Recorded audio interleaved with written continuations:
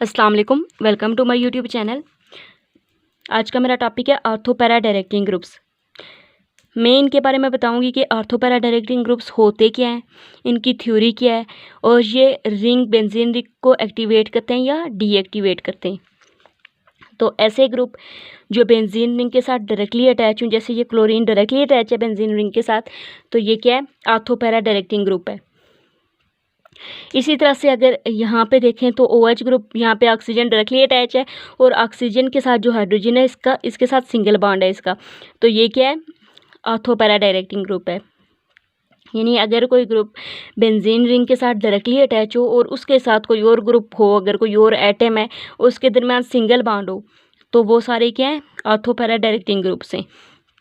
Chlorine, bromine, iodine, CH3OH, ये सारे क्या हैं, ऑर्थो पैरा डायरेक्टिंग ग्रुप्स हैं।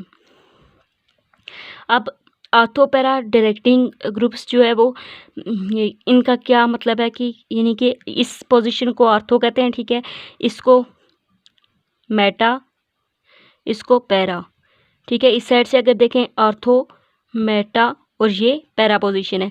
यानी इसका मतलब है कि जो आने वाला सब्स्टिट्यूएंट है इसके साथ अटैच होना चाहता है, बेंजीन के साथ इसने बॉन्ड बनाना है, अगर पहले से ये वाले ग्रुप्स होंगे तो वो आके या फिर ऑर्थो पोजीशन पे अटैच होगा या फिर पैरा पे, मेटा पोजीशन पे अटैच नहीं होगा।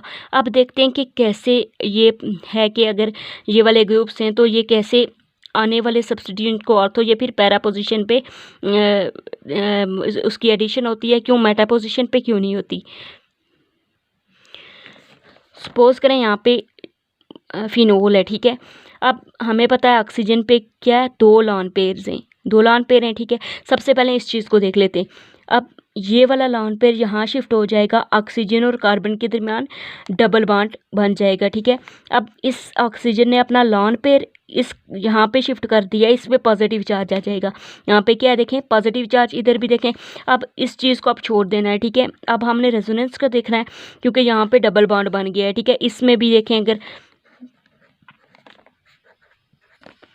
इसमें देखें, अगर इसमें भी इधर डबल बॉन्ड है, इधर भी डबल बॉन्ड, इधर डबल बॉन्ड है, ठीक है, इन तीनों में इसमें।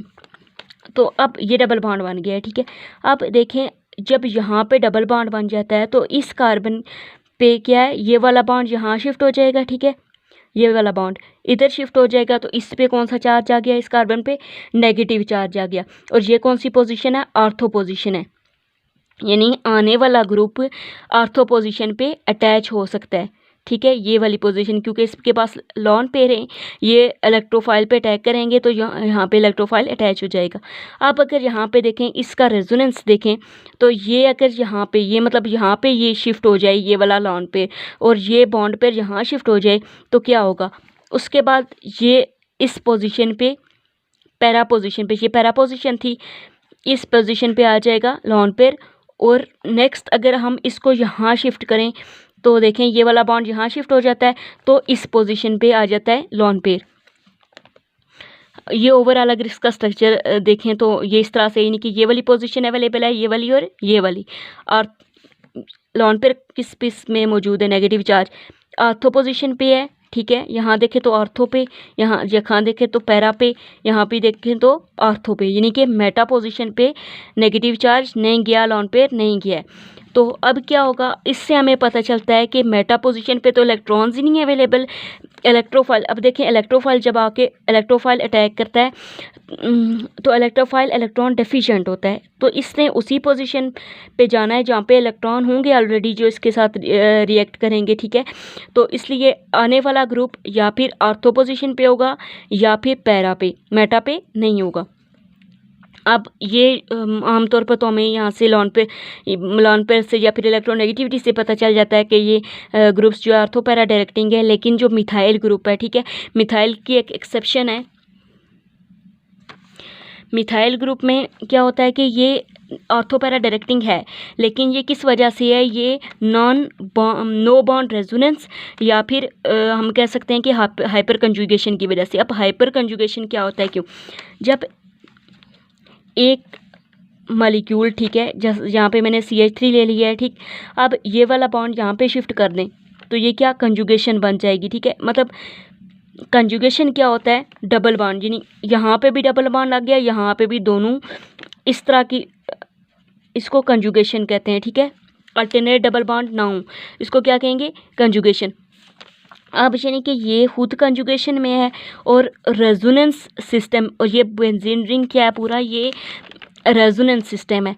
इनका जब आपस में इनके दरमियान बॉन्डिंग होती है तो हमारे पास नो बॉन्ड रेजोनेंस स्ट्रक्चर बनता है, ठीक है। नो बॉन्ड रेजोनेंस का मतलब है कि यहाँ ये जो स्ट्रक्चर बना है ना, ठीक है, ये बॉन्ड यहाँ शिफ्ट हो गया, इधर डबल बॉन्ड बन गया, ऐसे इधर डबल बॉन्ड बन गया, तो फिर क्या हुआ कि यहाँ पे ये जो लॉन पेयर है, इधर ज़ाहिर है ये वाला बॉन्ड इधर शिफ्ट हो गया, इस कार्बन पे ये नेगेटिव चार्ज आ गया, ठीक है, ऑर्थो पोजीशन पे नेगेटिव चार्ज आ गया। अब नो बॉन्ड रेजोनेंस का मतलब है कि जब इसने यहाँ बॉन्ड बना लिया, ये वाला बॉन्ड इधर शिफ्ट हो गया, तो अब हाइड्रोजन और कार्बन के दरमियान कोई बॉन्ड नहीं है, ये प्रोटॉन एज सच इधर मौजूद है, ठीक है।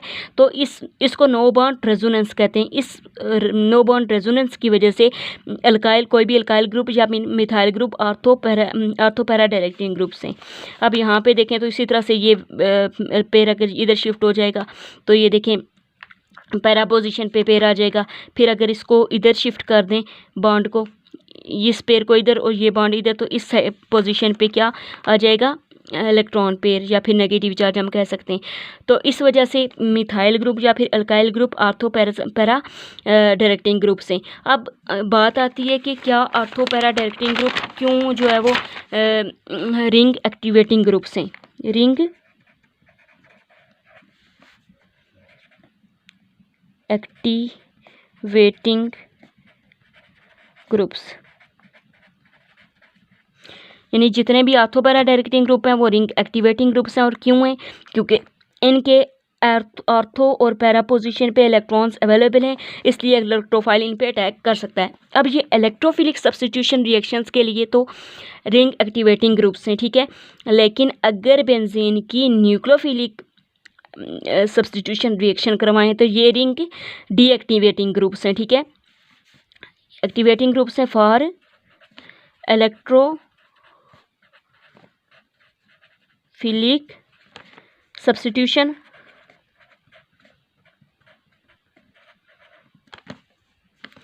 And deactivating groups for nucleophilic substitution reactions. क्योंकि न्यूक्लियोफाइल इन पे आके, इन ऑर्थो पैरा पोजीशन पे आके अटैच नहीं होगा, क्योंकि ऑलरेडी इनके पास क्या है, लॉन पेयर है या फिर नेगेटिव चार्ज है। अब मेटा डायरेक्टिंग ग्रुप्स क्या होते हैं, मेटा डायरेक्टिंग ग्रुप्स वो होते हैं जिनमें अगर कोई एटम जो है वो डायरेक्टली अटैच है बेंजीन रिंग के साथ, लेकिन उसके साथ वाले जो एटम्स हैं उनके दरमियान उसका डबल बॉन्ड हो। इसमें हमने पढ़ा था कि सिंगल बॉन्ड हो, ठीक है, साथ वाले एटम की, जैसे OH है।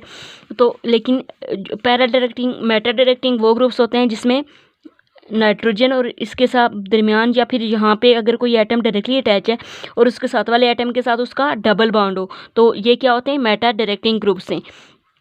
मेटा डायरेक्टिंग ग्रुप्स की एग्जाम्पल है NO2, CHO, COR, SO3H, ये सब क्या है, मेटा डायरेक्टिंग ग्रुप है। अब यहाँ देखें इनकी थ्योरी पे आए अगर, तो ये मेटा डायरेक्टिंग क्यों है, यहाँ पे देखें कि ये वाला बॉन्ड डबल बॉन्ड है ना, इस पे तो पहले से नेगेटिव चार्ज है, ठीक है, इस ऑक्सीजन पे ये पहले से नेगेटिव चार्ज है। अब ये वाला बॉन्ड यहाँ शिफ्ट हो जाएगा, इस ऑक्सीजन पे नेगेटिव चार्ज आएगा, और क्या ये वाला बॉन्ड यहाँ शिफ्ट हो जाएगा, इधर डबल नाइट्रोजन और इस कार्बन के दरमियान डबल बॉन्ड हो जाएगा, ठीक है। अब ये वाला बॉन्ड क्योंकि यहाँ पे शिफ्ट हुआ है तो इधर कौन सा चार्ज आ गया, पॉजिटिव चार्ज।